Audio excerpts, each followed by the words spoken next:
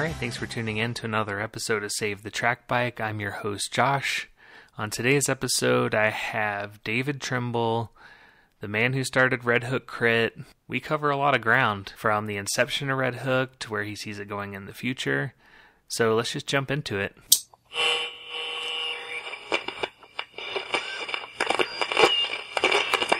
I'm David Trimble, the organizer of the Red Hook Crit. Started it now 11 years ago in Red Hook, Brooklyn. Just been working on it ever since. I didn't get into cycling until I was in my early 20s, but growing up, my father and my uncle built bikes. They built the first carbon monocoque frames in the late 70s and early 80s. So I was always around bikes growing up, but never really got into it myself until I was in my early 20s. And I started racing mountain bikes in Texas, and I think 2004 was the first time I ever did a bike race. Where in Texas was that? In Houston. Nice. I lived there at one point. I'm originally from Alaska. Lived in Boston, Arkansas, Texas, and now I've been in New York for 12 years. That's cool. Yeah, I grew up in Texas, and I've been in Colorado since I was like 14 now, so all right, a long time. So how did the cycling, mountain biking and stuff turn into like fixed gear? Yeah, I started racing mountain bikes. Well, before that, I was actually racing go-karts, and I kind of ran out of money doing that. I was racing at a pretty high level, couldn't keep doing it, so I started racing bikes just because I needed to race something, not because I actually cared about bikes or really was that interested. And yeah, just got really into mountain bike racing. Moved to New York. It was not that easy to go, get to the trail from New York. So I started riding road bikes and track bikes. I started racing, like Cat 5 road races in the city. Then also fell in with the alley cat racing scene and started racing that. So started, pretty early. Got involved in all these different cycling disciplines, which ultimately led me to the Red Hook Crit. Yeah, so the first Red Hook started out as like a birthday party for you, is that right? Yeah, my first idea was I was going to organize an alley cat. I worked for my uncle's architecture firm at the time, and I had this idea to do an architecture-themed alley cat where you would go to all the famous landmarks throughout the city. And then I decided it was going to be too much work because I also wanted to have a party. So I came up with the idea to somehow combine a bike race with my birthday party. And I wanted it to be track bikes because I was really into monster track and rumble through the Bronx and really riding my track bike really fast through the city. I knew how fast, how maneuverable people were on those bikes. Yeah, that's where the original idea came from. Tell us the story of the first Red Hook. Did it feel like it was going to be like what it's become, or did it just feel like this? You know what I mean? Am I articulating this? Yeah, I had no ambition at all for it to become anything. I'd never organized a race before, and yeah, I just really did it for fun.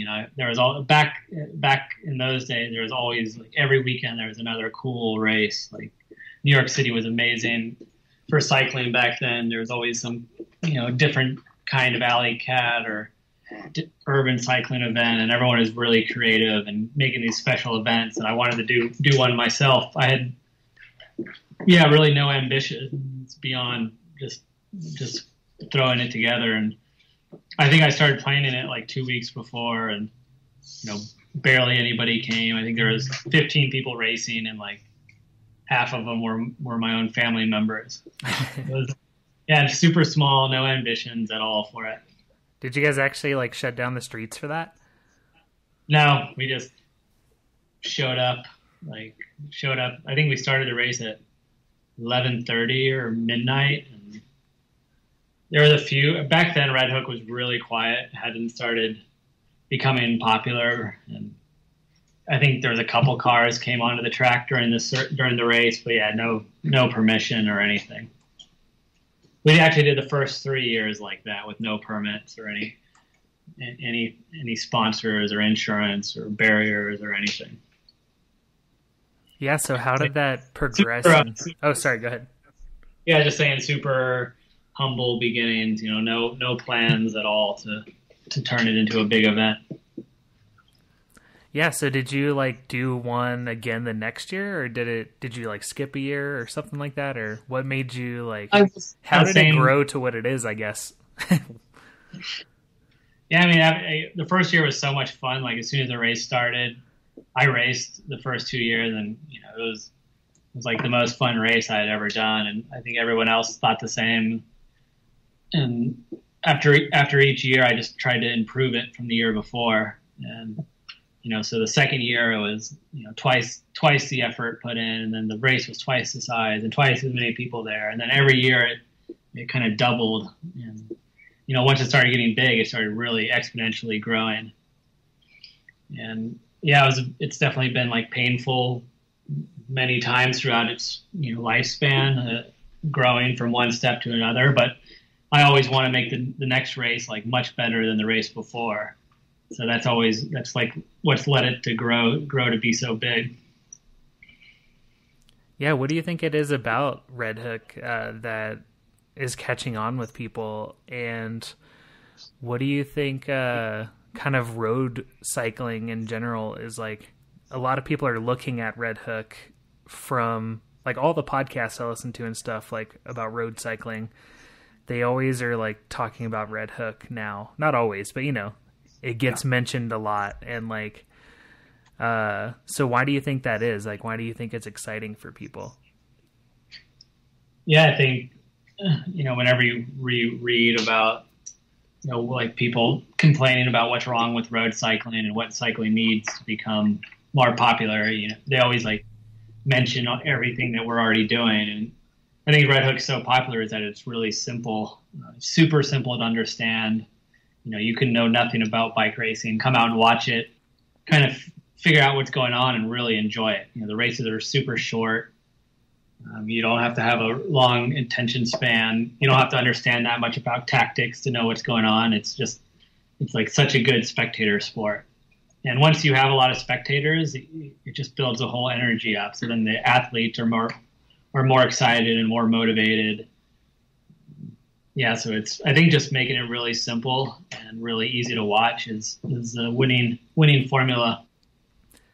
Yeah, I definitely think there's something to be said about that, because I remember when I first started getting into road cycling and just being not understanding teams. I was like, wait, this is a team sport? I don't get it. And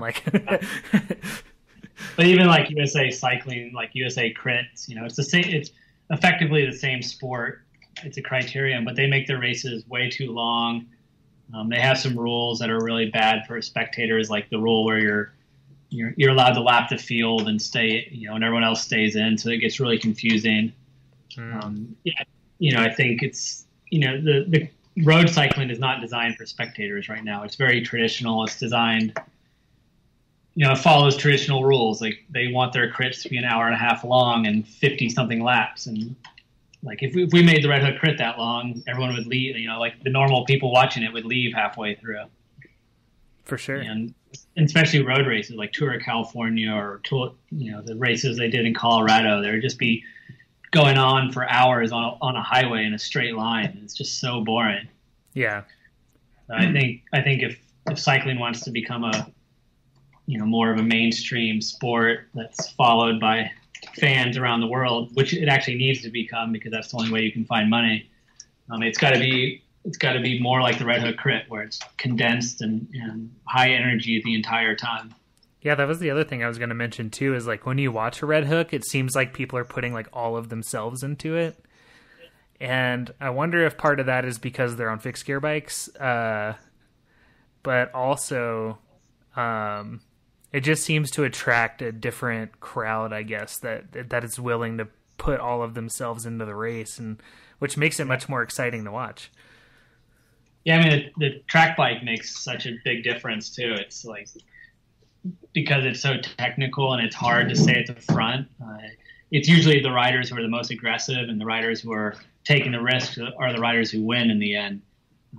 Lots of times in a road crit, the rider who wins is the one that's stayed mid-pack the entire race up until the very last second, and then wins the bunch sprint. For spectators, that's kind of boring because it's, throughout as the race develops, you're just waiting for someone to come out of the middle of the pack and win the race, some sprinter. But the Red Hook crit, it's like the guys who are attacking in the first few laps are the guys you see again at the end winning the race. I think that helps a lot. Yeah, for sure.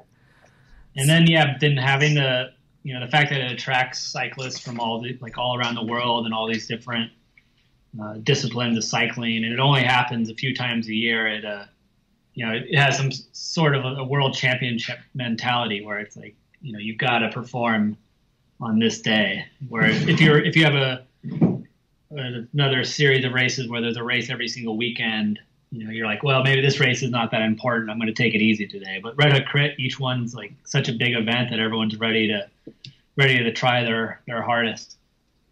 Yeah, for sure. Because you even see that with like the Grand Tours and stuff. Like, which race just happened? I'm forgetting now. Like Paris-Nice or something. Yeah, that one. And I'm listening to like a podcast about it, and they're like, yeah, people were sitting back because this is just kind of a practice race, and and I'm like, well, how exciting is that for people that are watching? It's like, it's also confusing. You have like Chris Froome in these races, and he's the best rider in the world, and he's out there just training, just racking in the miles. So it's hard to like get people excited about those events. We're lucky that we are the biggest track bike crit there is right now. So whenever people show up, they're like ready to throw down. But at the same time, it's also what makes Red Hook crit sort of crash prone and can be considered as dangerous. It's not even because we're riding track bike. It's because like there's so much pressure for people to do well in this race that they would rather like crash and give up half a wheel going into a corner. So it's great for spectators, and it just brings the tension up really high. But there is some drawbacks to it. Yeah, I was going to ask you about that too, because you hear over and over again on how dangerous track bike crits are and like all this stuff. And it's something that I've talked about with numerous people on this podcast, but I mean, you would probably be the best source because you've been there every year for 10 years of races now, almost 11.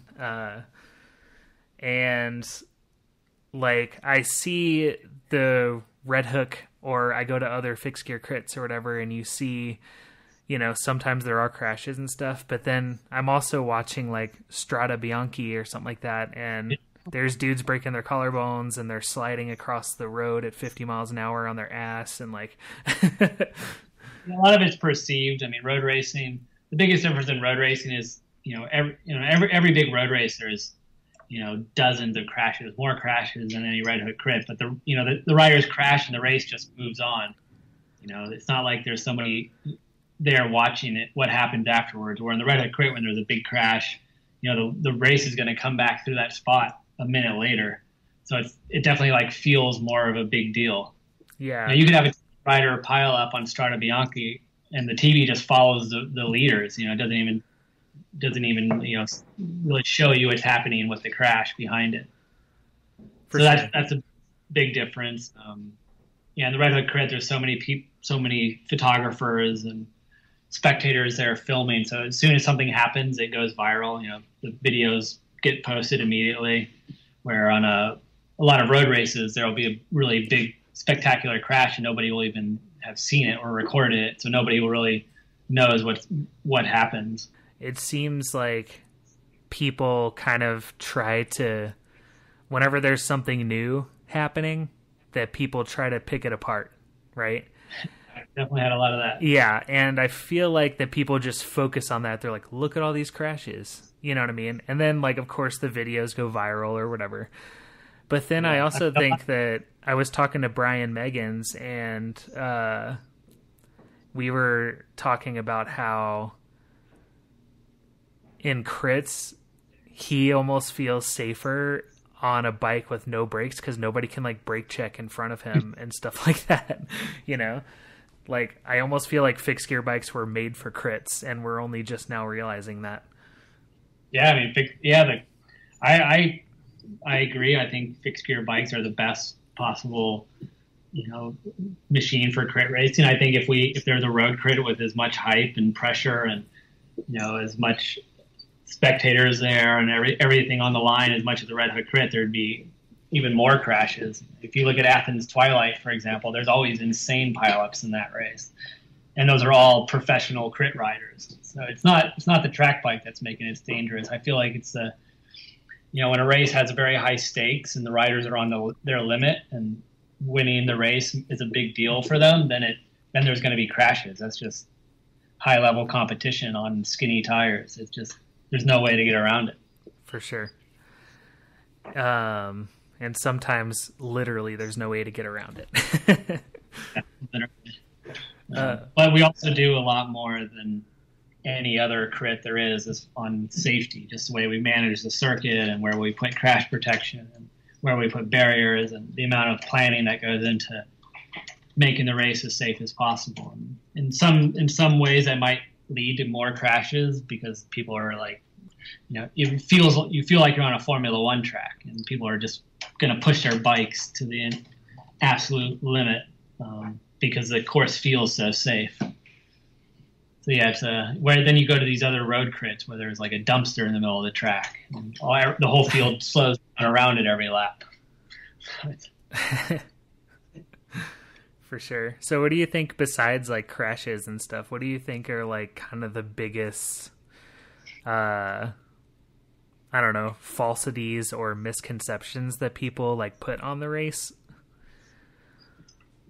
Yeah, I mean, a lot of traditional cycling, they just ignore it, especially like cycling. A lot of the cycling media, they don't consider it as a serious sporting event. Really only because people are riding track bikes. So they're just like, oh, they're track bikes. They're, it's crazy and it can't be a real sport. So they don't even bother looking at it and seeing how well it works and how the races aren't that chaotic and how the racing is really dynamic and exciting. But yeah, it's hard. It's, everyone views it slightly differently. I think it's not, cycling is very traditional. So a lot of people in the cycling world still can't believe that this kind of racing can be so good and so fun to watch. But once they see it, usually people change their mind. I've never had like a real big critic of the race come to the race and then afterwards like is still a critic. If you come and watch the race in person, you'll see the value in it. Yeah, I think it's amazing. It's really attractive to me. But that was kind of like I had that question actually kind of written down on how do you feel like traditional cycling media covers the race? They don't. A lot of them, they don't. I think they don't have money, so they can't. Yeah. They can't send journalists to the race, and then, whatever money we have for marketing, we don't really care that much to be on like Velo News or Cycling News with race reports. I mean, it's cool when it happens, but we'd rather put our efforts into bringing more spectators to the race and promoting the race, like to our, to the people that are following it already. So I think that's some of it. If these media companies had more money to send people to cover the races, they would probably find it very attractive to be there. A lot of race. I mean, if you read half the race reports on Cycling News, it's obviously produced by whatever race sent it, and they're sending them the coverage and the photos. So it reads almost like a press release instead of that like genuine coverage. Yeah, for sure. One of my favorite things that actually like made me want to do this podcast though was hearing I think it was Alec Briggs. He was on a podcast I listened to from I forgot what it was. But anyway, I just remember being like, I want to hear more of this. I want to hear more of their stories. Yeah, I did a radio show with him last year in London on Soho Radio. It might have been that. But yeah, if you hear the stories from the people at the event, they're always super entertaining. And yeah, it's a fun sport to follow. It's not super easy to follow yet, but it is really fun. Yeah, well, hopefully with like Brian and fixedgearcrit.com, and then hopefully this podcast. I want to do more race coverage on this show, which will be starting once Red Hook starts. So hopefully people will be able to follow along more often. And fixedgearcrit.com is doing a huge service. They were, I was excited because we're teaming up with them. He's like publishing all the episodes on the website now. So yeah, he's built that thing out of nothing, and it's done a great service to this racing scene. And I hope more people follow it and appreciate it and help support it, because it's definitely important. For sure. So how do you feel about beyond Red Hook, just fixed gear racing in general? Like, how do you feel about the current state of it, and what do you think needs improvement, or what do you think is happening that's really good? I think it's been amazing to see it grow out of nothing. I mean, the Red Hook Crit was the first one, and for years we were the only track bike crit that existed, and then slowly more and more races started emerging, and now there's races everywhere. There's a lot, tons of races in Europe. There's more and more in California. They're starting to pop up, but I think the race, or this scene needs to be more big events, like kind of Red Hook Crit quality events that are funded and really well organized. I think that's very important. Right now, there's just, everyone has such great intentions and they're really passionate about what they're doing, but there's very little money in the sport, very little sponsor support. And without more big events, it's just going to turn into another kind of branch of boring amateur cycling with different divisions. And just, I feel like it'll just turn into, like park racing, where it's just boring and not that spectator friendly. There needs to be more big events. Yeah, for sure. How do you think that we attract those people to it? I don't know. It's a good I work every single day on it and don't know the answer. Yeah, it's hard. It's very, very hard finding support, and the bigger your event is, the more it costs to produce. And, you can become your event can become so successful that you can't actually afford to do it anymore, because one year you might have 50 riders and you can handle that. The next year you have 200 riders and you can't handle it anymore, and your sponsors don't want to pay anymore, and then you're in trouble. It's tough. I think people just need to, it's a lot of it's luck, finding companies that somehow are attracted to it, and people really just have to go out there and try to find the money and put on, bigger and better events. Yeah, I always wonder, because we don't have those traditional, especially in the generation of people that are really digging fixed gear crit racing and stuff. It's even that traditional media isn't really gonna help that much, TV coverage and stuff. Most of us don't have cable. Yeah. And traditional coverage is pointless. But how are you, Red Hook Crit hasn't been live streamed yet, simply because we can't afford to do it. It's just too expensive. So you have to find somebody who's willing to invest in the sport and bring it to the next level, and not just, hack together amateur events. We got to do big professional events, and finding the money to do that is very difficult. Yeah, man. We got to get YouTube on board. Where are you at, YouTube? Yeah. I mean, they'll do it if you have several million people watching it and they're making money off you. I mean, that's what's tough about going to the next step, is that the people that are interested in funding it are just going to try to make money off you. Yeah, that's a really good point. So what do you think, where do you see the future of the sport going then? Do you see Red Hook adding more races? It could go either way, really. I mean, it comes down to support from sponsors and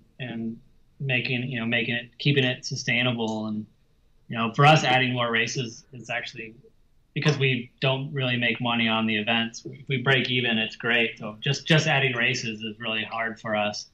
Really, we need to just improve the races that we are able to pull off. And and try to bring in more sponsors and more fans and try to find a way to get them live streamed. But yeah, I mean, it's I think it's at a critical moment. The sport could, lose its big events if they aren't able to find money, or it could be more discovered and bigger and better sponsors come in to help keep it growing. Yeah, well, how are you feeling about 2018? It seems like even more so this year, more and more teams are bringing on bigger and bigger names into the sport, and there's more interest, it seems like, this year than ever before. So how do you see that panning out, or what does it look like to you, I guess, from behind the scenes over there? Yeah, I mean, we've felt this, every single year it's grown. So we're like, if it didn't grow, if the interest didn't grow, we would be worried. I think every year it's like, well, this is the biggest year ever. And, especially from athletes being excited about it. I mean, the more athletes that come and race it, the next year you're going to have more athletes, because it's like such a fun event to race, and there's so much exposure being offered to the riders who do well. One race, like last or 2 years ago, top level mountain bike kid showed up and did well. And the next race, he had like 5 more guys with him, and the next race even more. And then it's always growing that way. For us, the hard part is just finding the sponsors that support the race, and we're actually now in competition a lot with the teams for sponsors. Team sponsors that realize that they can sponsor a team for a lot less money than sponsoring the race. So we're losing sponsors to teams. So it's been difficult for us as the race grows to keep funding it, and we're fighting all the time for it. And that's what it's going to come down to, is can we keep getting the support to make these races happen? And even if the interest is there, if we don't have the support, it'll be tough. And actually, like, Red Hook even got me more interested in road cycling too, in a weird way. Red Hook Crit is not a fixed gear bike race; it's a bike race. Exactly. It promotes cycling. I don't care actually that I never even ride track bikes anymore. For me, it's all about just it's an exciting race regardless of what kind of bikes are being used. And if you're a sponsor and you're visible and people love what you're doing at these races, your brand is going to benefit a lot from it. Yeah, absolutely. But then I think bike companies struggle a lot because bike companies are pretty small, and they'll have like a marketing manager who's trying to manage a global brand, and he's like one guy or 2 guys, and they're just trying to find things that are simple and cheap and things they can do and like all around the world for almost nothing. So if one project takes too much energy, it's hard for them to focus on the big picture. Yeah. I think that's a problem I've found in the cycling world.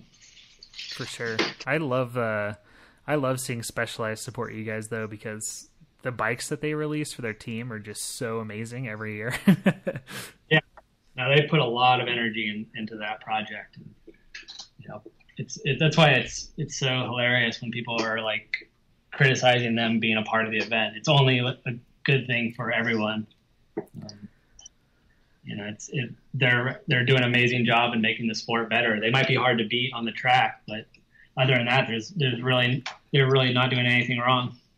Yeah, and one of the things is, like, I do hear the criticism sometimes of all of these top level people coming into the race and whatnot, and then I just think, like, if it wasn't for that happening, it would be hard for even the smaller races like the NL Crit or the Mission Crit or any of those things to exist without Red Hook being so popular. You know what I mean? Oh yeah, I mean, that's what I always say is, like, if the Red Hook Crit's too hard for you, well, now you have all these other races to choose from because of the Red Hook Crit. Yeah, exactly. And like, it's almost like it's like that, saying a rising tide lifts all boats. It's like the more exposure that I think the Red Hook gets, and the more top level people it attracts, and the more sponsors it attracts, the more opportunity there is to have lower level races as well. Yeah. But it's also a myth that the race is like less competitive now because more top riders are coming in. Ever since the beginning, there's always been top level riders racing. I mean, the Casey Manderfield, who won the first Red Hook Crit, was 3-time national champion the year she won the race. And the next year it was Neil Bezdek, who was on the verge of signing a pro contract. And then the next year was Dan Chabanoff, who was also moving into the pro ranks. So it's always been full of super high level athletes. For sure. In the past, it was actually harder. In the past, there'd be like 5 to 10 guys who were super strong, and everyone else would just get blown out the back. And now it's like, there's like 70, 80 riders finishing on the lead lap, where before, if we had 20 riders on the lead lap, it'd be a miracle. So it's actually like, it's easier to finish the race now. Yeah, and the more racers you have, the easier it is to like draft off people and stay in the pack. The people that criticize like the high level riders coming in just don't understand the sport at all. Yeah. It's always been the goal of the race, is to have the best possible riders. For sure. And I've always like, and this is like one thing that bothers me about traditional road cycling too, is like just like some of the rules people impose that aren't actually rules, Yeah. Unspoken rules. Yeah. And it's just like a race to me. Like, I grew up racing BMX, and it was, you sprint to the finish line, and whoever goes across the line first is the winner. Yeah. That's it. That's always what I've said the Red Hook Crit is. It's a race. You go around the circuit a bunch of laps, and whoever wins. It's like, I don't care who you are, if you're the world champion of all cycling or you bought a bike the day before, everyone has an equal shot. For sure. And there's like, I don't know. And in road cycling, it's like, if the, lead guy has to pee or something, everybody has to stop. And I'm like, I don't know. I don't know. Yeah. That seems weird to me. But yeah, that's funny. Yeah, but that seems like the Red Hook's version of that is like, people are like, oh, well, they, get paid to race road bikes, so they shouldn't race Red Hook or something. Yeah, exactly. But, yeah, I remember, like, I think the year Colin won everything, everyone was complaining so much about the pros, and like, Colin was an amateur at the time and wasn't getting paid to race or anything, and was winning everything. And then people were complaining about the pros ruining the sport. And the pros were getting crushed by an amateur, and where they should have been like, wow, this race is amazing because an amateur is beating these pros. 2017, the results were so much different than you thought they were going to be, but yeah. And once someone starts winning more than a few races, or a team starts like dominating a little bit, people get really nervous, and then you just got to be patient, and like, someone else is going to come in and crush the person behind the previous champ. It's been it's been five or six races now since Colin won a race. It's like, for a little while he was unbeatable. Yeah, totally. And then like you have like a team like Aventon come, and their teams win the whole series on the men and women's. Yeah. And like, that's pretty cool. They're selling like $300 track frames, going up against like Specialized team and killing it, Yeah, it's probably the only sport where like a company like Aventon could compete against someone, company like Specialized. If it was in pro cycling, Aventon wouldn't even be there in the first place. Yeah, exactly. So what's 2018 looking like as far as like the courses? Like, what are you excited about? Who are you excited is coming to the race? Like, well, we got to do, Brooklyn. We're really focused on Brooklyn right now, and it's going to be really exciting because we have a new circuit layout this year, which I think is going to change things quite a bit. Where we hold the race at the Brooklyn Cruise Terminal, they did a Formula E car race last year, and they did a lot of the improvements of the facility. They repaved a lot of it and made the course wider, and so it's like a whole new ball game this year there. So do you think it's going to be faster? It'll be faster, yeah. We're going to have the last course had some really narrow points that were always pretty tricky and little dangerous. And so this year it's going to be a lot safer, and it's going to be a little bit of shorter circuit, so it'll be I think it'll be more intense, the racing. It should be faster. I don't think we'll have quite as many slow hairpins. It'll be more faster corners throughout the lap. And as far as athletes, it's totally stacked. We just opened registration a few days ago, and it's definitely the most competitive field we've had. There's there's always new ringers coming in, and we used to get more excited about them, but usually like the people coming in for the first time don't do that well. But there's definitely some high level road crit racers coming in that could switch things up. But yeah, it's gonna be very interesting to see what happens. Yeah. So out of all the races, like, what's usually your favorite, if you can pick one? Probably, Brooklyn, just because it's my home. I can like walk from my apartment to the racetrack in 5 minutes, and it's just the biggest event. We do the 5K running race, and everyone's really excited because the season starts. But I would say my favorite event is Milan, because it's the end of the season. The atmosphere there is just incredible. There's tons of spectators, and the spectators are all super crazy. They're all super enthusiastic and also very informed on the sport, more so than in Brooklyn. And also by the end of the year, we got the operation dialed, so the logistics are much easier.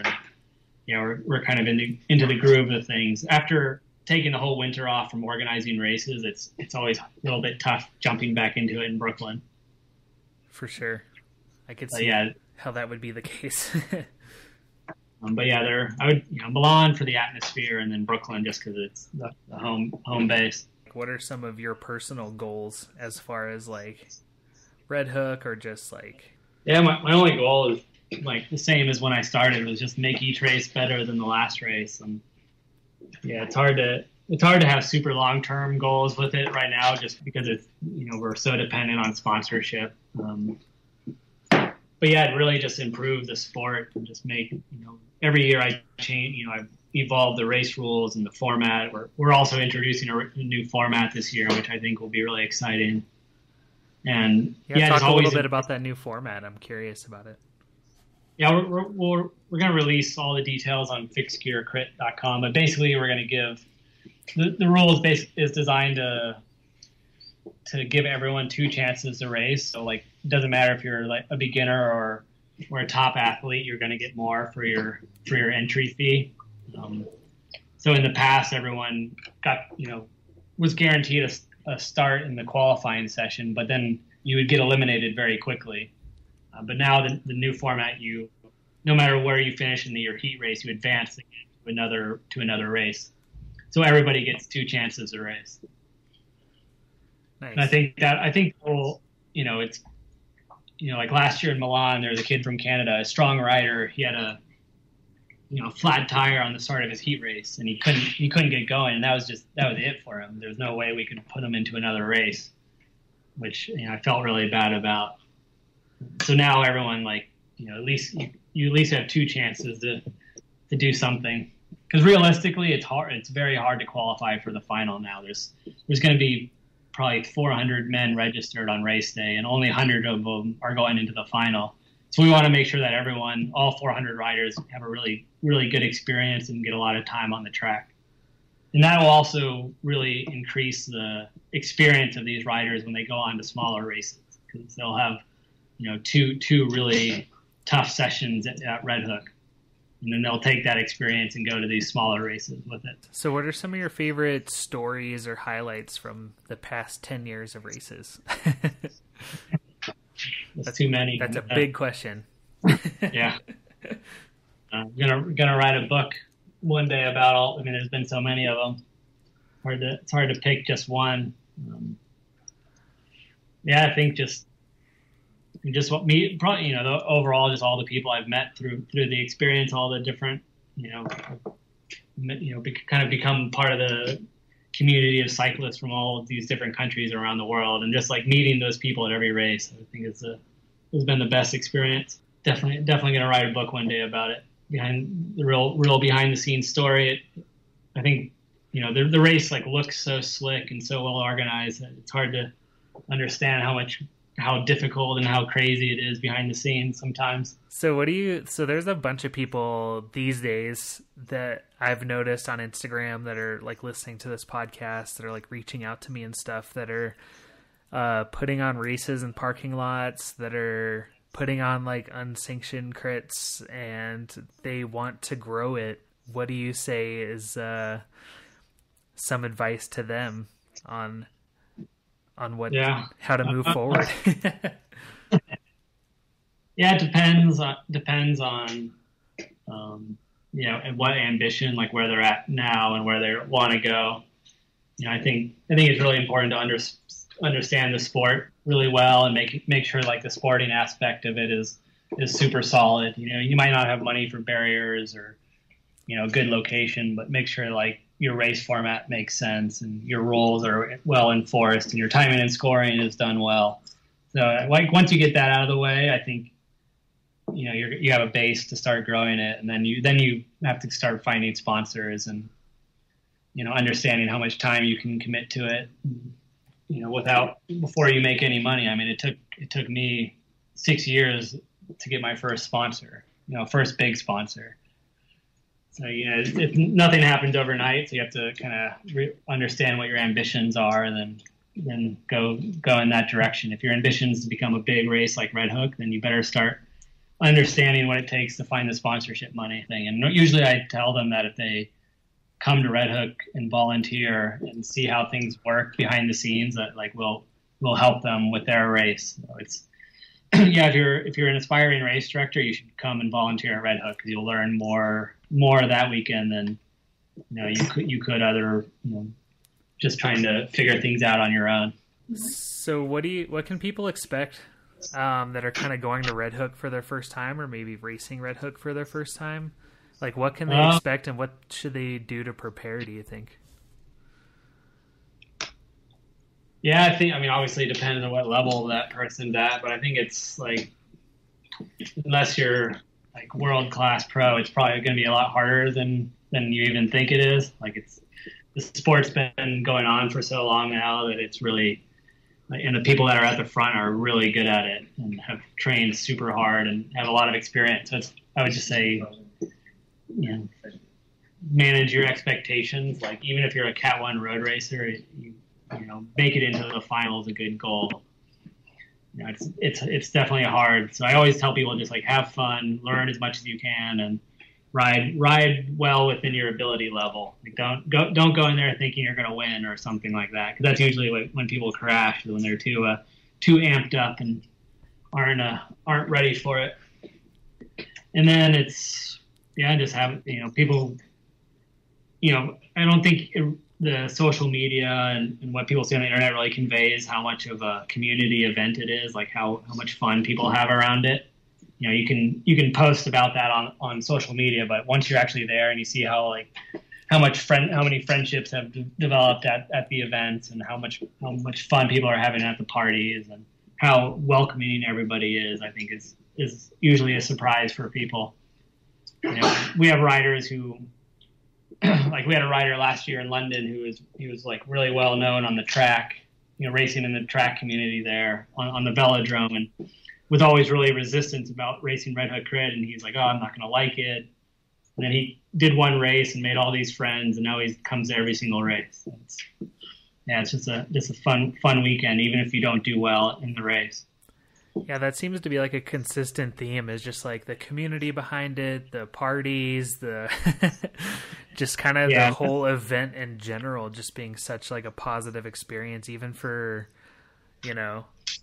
I've had a lot of people on the podcast that never made it to the finals or anything, but they still just talk about it like so glowingly.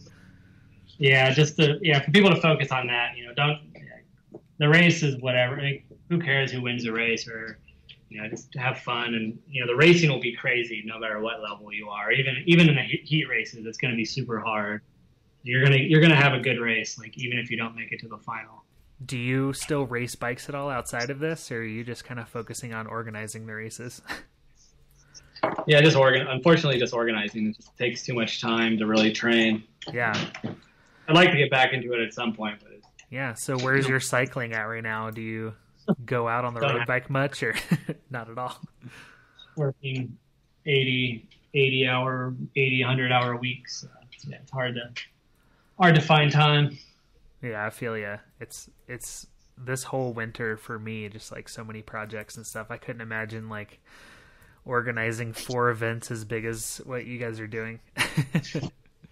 Yeah, pretty endless. But For but sure. you get to live vicariously through all the right racers who do show up. Nice. Yeah. So what are you at least listening to while you're working? It's a good question. Usually, we always have a friend of mine, these DJs, Chances with Wolves, who are always at the race in Brooklyn and DJing the after party. And they put out an awesome mix like every other week. So that's usually on in the background.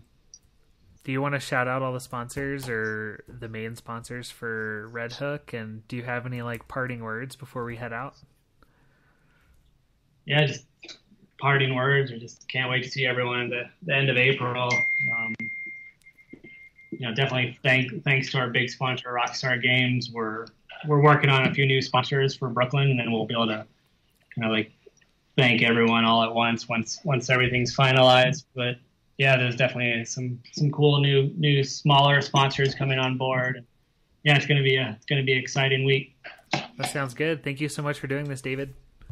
All right, cool. Thank you.